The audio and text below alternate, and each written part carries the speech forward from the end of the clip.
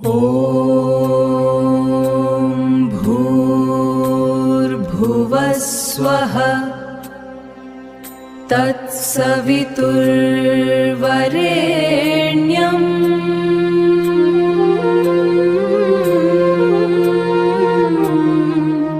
नमस्ते दोस्तों, आज हम समय के पहिए को 3500 साल पीछे घुमाएंगे।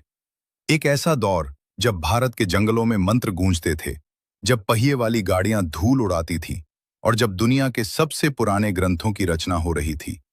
आज हम बात करेंगे वैदिक सभ्यता की, जिसने आधुनिक भारत के धर्म, दर्शन और समाज की नींव रखी।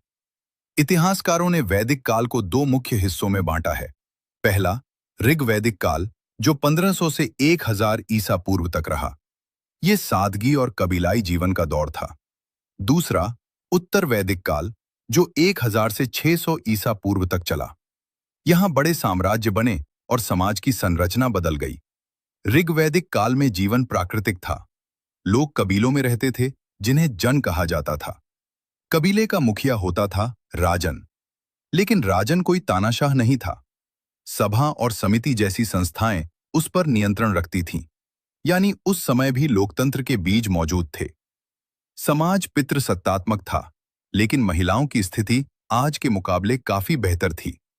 लोपामुद्रा और घोषा जैसी विदुषी महिलाओं ने ऋग्वेद की ऋचाएं तक लिखीं। उस समय मुख्य धन सोना नहीं, बल्कि गौ गाय थी।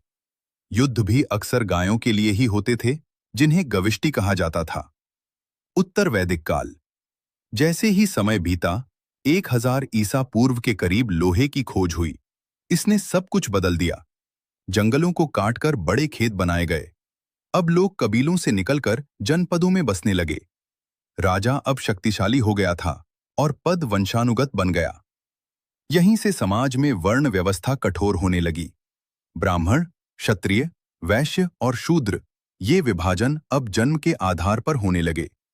अफसोस की बात यह है कि इसी दौर में महिलाओं की स्वतंत्रता में भी कमी आने लगी। वेदों का खजाना वैदिक सभ्यता का सबसे बड़ा उपहार है उसका साहित्य। ऋग्वेद, देवताओं की प्रार्थनाएं। सामवेद, भारतीय संगीत का मूल। यजुर्वेद, यज्ञ और कर्मकांड की विधियां। अथर्ववेद, दैनिक जीवन, औषधि और जादू टोना। शुरुआत में लोग प्रकृति की पूजा करते थे। इंद्र, जिन्हें पुरंदर किले तोड़ने वाला कहा जाता था, सबसे प्रिय देवता थे। लेकिन उत्तर वैदिक काल में प्रजापति, ब्रह्मा, विष्णु और शिव का महत्व बढ़ गया। इसी दौर के अंत में उपनिषद लिखे गए, जिन्होंने कर्म और मोक्ष के